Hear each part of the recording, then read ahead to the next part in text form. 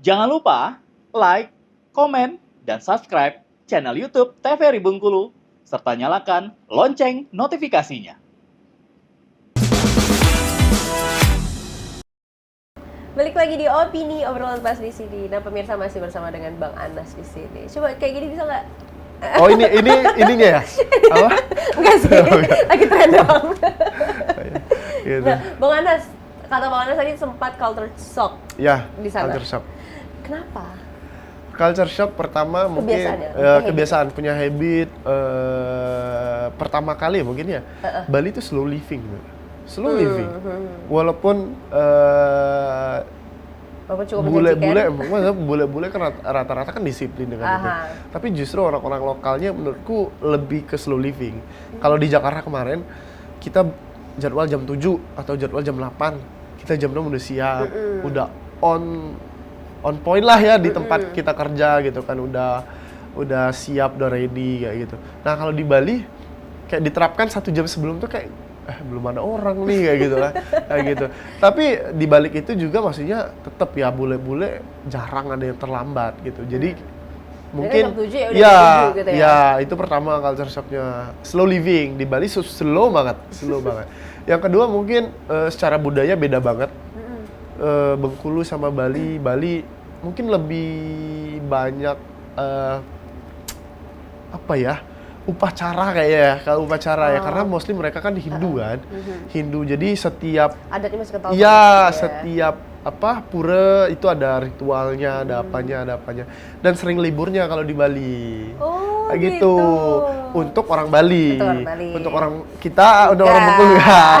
Karena justru sekarang malah kayak yang puasa kan, mostly kayak kalau kita di sini kan kayak banyak yang udah libur, udah apa, di sana nggak ada kayak gitu. Di sana nggak ada. Dan terus apalagi ya culture shocknya ya, mungkin secara ya ritual upacara kayak gitu kan. Dulu pernah sempat pertama kali datang ke Bali kan, wangi dupa itu wangi banget ya, wangi banget ya, betul. Dupa itu ya. Tapi untuk yang tidak terbiasa mungkin kesan mistis, mohon maaf nih ya, kesan mistisnya ada kan, malam-malam kan orang bakar dupa kayak ini, bau apa ya? Karena di sini kan ada Mbak Kun ini gitu kan, bener kayak gitu. Di sana juga awal-awal kayak gitu. Tapi sekarang oke lah, udah menikmati bagaimana mungkin orang Bali. Dan di Bali itu enaknya mereka toleransinya tinggi, dan aktivitas olahraganya tuh orang Bali itu, bukan orang Bali sih, maksudnya orang-orang yang tinggal di Bali ya, nggak tahu orang Bali atau enggak, orang-orang yang tinggal di Bali itu lebih healthy aja, lebih healthy, dan buka sarana dan prasarana olahraga di sana benar-benar kayak akan bukan menjamin sih, menjadi peluang besar lah ya untuk kita kalau mau invest olahraga di sana. Kan bukan hanya bulu tangkis, kadang tenis, pedal di sana, dan cuannya gede-gede gitu. Tuh, yang realistis seperti itu, bener. Yoganya dan juga bener yoga tuh kalau cewek-cewek kayak gitu kan. Kan di sana udah ada kelas yang nginep gitu nggak sih? Bener. Termasuk di tempat aku juga kayak yang kan kita kan menyiapkan semua fasilitas ya, mulai dari tempat tinggal mereka. Oh, jadi sistemnya enggak ketika latihan datang gitu aja ya? Enggak. Jadi many option. So far kan kita kan smash travel, jadi sambil nyemes sambil traveling kan gitu kan. Jadi dan ini kebiasaan orang-orang Western people, rata-rata kalau mereka datang untuk vacation ke suatu tempat, entah itu di negara manapun, mereka tuh biasanya punya habit yang ada aktivitas. Salah satu aktivitasnya itu adalah latihan. Entah itu improve skill, entah itu apa. Kalau kita rata-rata kan mungkin kalau kita vacation, holiday kan kayak kulineran. Mereka nggak hanya kulineran kayak gitu. Kalau mungkin karena kalau kita mungkin short time, kita cuma punya waktu 3 hari, 4 hari, maksimum 1 minggu. Kalau mereka lebih ke lebih panjang waktunya. Jadi mereka kalau nggak ada kegiatan itu boring. Mereka nggak ada kegiatan itu boring kayak gitu. Jadi seru juga ya liburan yang kayak gitu. Iya. Dan orang-orang luar itu berani bayar mahal, Tari. Benar-benar berani bayar mahal gitu. Berapapun yang kita kasih, artinya dalam tanda kutip berapapun itu, as long you have a value, I give more. Mereka akan kasih lebih dan lebih kayak gitu. kayak Lebih gitu. fantastis lagi Yes, gitu of ya. course. Dan itu baru maksudnya dulu di Bengkulu berkarir di olahraga kan. Tema Iya. kita kan maksudnya seseru apa sih olahraga. Mungkin di Bengkulu seru untuk bidang prestasinya, untuk bidang apa. Tapi jujur Li, di Bengkulu tidak bisa menjamin untuk kehidupan yang lebih baik. Dalam arti kata kehidupan yang lebih baik, secara salary not bad but not good. Ya. Ya, oke.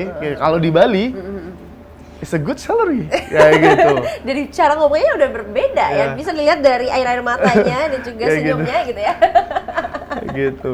Jadi ini bukan keputusan yang disesalkan Arni. Bukan banget. Justru malah sekarang berpandangan olahraga oke, makin kesini orang makin butuh olahraga nih. Bukan hanya butuh dalam arti kata sehat, tapi butuh dalam improve the skill. Artinya kayak yang kalau kita cuma cari sehat, nggak menyentuh mentality improvement dia, kita cuma sebatas 1-2 pertemuan udah cukup. Mereka udah bisa. Tapi di olahraga oke, aspeknya banyak loh gitu. Aspek yang harus kita iniin mungkin dari basic kita ajarkan dan level-levelnya tuh meningkat terus, dan itu juga menjadi challenging kami sebagai pelatih. Mungkin bukan hanya pelatih bulu tangkis, pelatih yang lainnya juga pasti akan punya challenging di sana untuk apa? Mempertahankan klien itu akan tetap bersama kita terus. Kayak Tadi gitu. kata Bang Anas ada trik tersendiri. Yes, kayak gitu. Dan Salah satunya itu dengan pertemuan pertama. kayak gitu. Dan olahraga tuh seru, maksudnya seru tuh dalam arti kata ya karena bekerjanya di bidang olahraga Iya, ya sekarang ya. Sehatnya dapat, uangnya dapat gitu kan, happy-nya dapat, terus Jiwa kayak travelingnya terpenuhi. iya jiwa travelingnya terpenuhi dan emang seru ya gitu ya, maksudnya kerja di bidang yang benar-benar udah kita tekunin, udah kita jalanin bertahun-tahun, dan sempat stop kan di bulu tangkisnya, cuman mungkin entah itu doa orang tua juga ya. Jadi papa sempat bilang kayak kan dipanggil anak bungsu, Dek sayang lah kalau stop, dia bilang kan. Udah mau stop banget tuh, udah nggak mau lagi di olahraga, udah nggak mau lagi di bulu tangkis gitu. No badminton, no court, no racket. Taunya karena mungkin berkat doa juga kali ya. Sekarang berkat doa juga, taunya sekarang udah nyemplungnya, benar-benar nyemplung sekarang. Udah Kayak gitu. basah banget ya. Iya, kayak gitu kan. Nggak tahu ya, mungkin kalau label pelatih internasional, mungkin kalau kita udah go to internasional. Tapi sekarang mostly klien 90% itu ya mancanegara gitu. Ya, Jadi luar biasa. semi internasional lah ya. Nasional. Itu semi internasional kali ya. Kayak gitu. Nah kalau Tari lihat nih kan di story-storynya Bang Anas sekarang tuh nggak cuma di badminton aja, bahkan sempat nyobain golf juga. Oh iya. Itu kenapa? Iya, Apa iya. memang one day akan menjadi coach golf juga? Ya? Atau ini sekedar Gitu. ya udah untuk pelarian aja, mungkin bosan kalau di badminton terus. Iya. Nah, kalau di Bali tuh tadi kan bilang Bali have a many option to sport activity. Yes. Mau sport indoor activity, outdoor sport activity. Nah, kemarin tuh ya karena mungkin lingkungan membawa kita berolahraga setiap Iya, hari. oke. Jadi dicobain semua Tari. Dicobain semua, mulai dari golf, mulai dari pedal, tenis, terus olahraga air mungkin jet ski, kayak Surfing gitu. nyobain juga nggak? Surfing guys. Kalau ke Bali kayak Bener, ya surfing tuh bener agak banget, gimana gitu bener ya banget orangnya. tahu. Di surfing di Bali yang awalnya mungkin takut ya sama Iya, ombak kan. Tapi sebenarnya ya maksudnya untuk basically nggak usah cari ombak yang gede-gede, udah di Bali oke lah. Maksudnya bisa aktivitas, ada coach, ada rental boardnya, buat surfingnya kayak gitu, dan udah dicobain semua. Udah cobain, tapi gimana Udah. sih waktu awal-awal cobain surfing? Jadi udah. penasaran kesana Iya, ya? kan dulu sempat main skateboard Iya. dulu pas SMA. Sempet ya? Sempet main skateboard SMA. Oh, Pas oke. bilang sama papa nggak bulu tangkis, coba baru Oh, mau kan. jadi anak skate. Anak skate. Di Bengkulu anak skate kan kayak ganteng, Ya, pada keren, saat itu pada ya saat kan? itu Iya, gitu sekarang kan. juga kok. Sekarang juga kan kayak gitu kan. Terus ya sempet di awal-awal pas surfing rada meremehkan, maksudnya dalam arti kata rada meremehkan. Kan dulu kan pernah skateboard kan di darat, ini kan di air kan. Beda dong. Gitu kan. Pas coba, rupanya beda banget karena board yang kita Iya. naikin itu, walaupun board yang paling gede ya, karena badannya gede juga, tinggi juga kayak gitu kan, itu saat di air kalau kita Goyang udah banget. kalau kita udah nggak balance dari badan, dari kaki, itu tuh udah buat kita jatuh gitu, udah buat kita jatuh. Dan memang benar orang yang main surfing itu harus punya kaki yang kuat. Iya. Biasa para surfer itu kakinya tuh pasti kuat-kuat. Untuk apa? Untuk jaga balancing kan? Untuk jaga balancing. Apalagi yang ombaknya udah tinggi-tinggi 4 meter, 5 meter kalau lihat gitu. video-videonya, ketemu nggak kemarin sama Rio Waida? Enggak sih. Mau ketemu Salamin. Oke.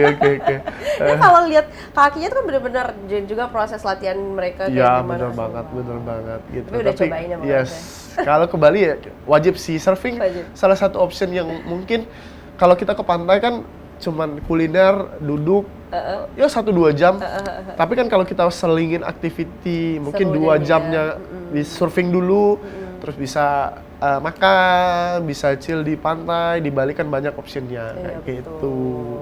Mainlah ke Bali. Iya, nanti ya doain semoga Iya. dapat libur banyak. Ya, dapat libur banyak gitu kan. Ini Main ke bisa Bali. main mau jadi muridnya juga. Oke. Waktu itu ya, waktu di Bengkulu. Kita sempat mau badminton. Bukan, aku sempat mau jadi murid gymnya Bang Anas tapi nggak Oh jadi. iya, benar. Bang Anas udah move Benar. ke profesi yang lain. Oke. Tapi tetap kok nge-gym tetap gitu. Tetap Walaupun ya. Diselingin gitu sekarang ya. ya untuk mungkin nge-gymnya diri sendiri kali ya kayak gitu kan. Kalau ngajarin lagi sekarang ya bisa sih, cuman kayaknya udahlah cukup di bulu tangkis aja. Kita fokus. Karena bener sih ngerasain kemarin banyak hal yang dilakuin justru malah membuat kita bingung menentukan arahnya fokusnya kemana. gitu ya. Justru kalau sekarang udah menentukan satu fokusnya, kita udah membangun karir itu apa ya? Mungkin kalau gelar profesional tuh masih jauh kali ya dari kata profesional. Tapi untuk ngedevelop skill di satu bidang itu perlu proses yang panjang. It's a long process, long time, Nggak ada yang instan. Yes. You have a fight every day, everywhere, every time you learning. Untuk apa? Untuk ya menunjang itu gitu, Untuk sampai ke titik yang dimana Iya, yang diinginkan. untuk sampai mungkin kita diberes secara profesional, kita dihargai secara profesional juga kayak gitu. Oke, Bang Anas kita tunda dulu, nanti kita lanjutkan lagi. Untuk pemirsa jangan kemana-mana, tetaplah bersama kami di Opini Obrolan Pas di sini.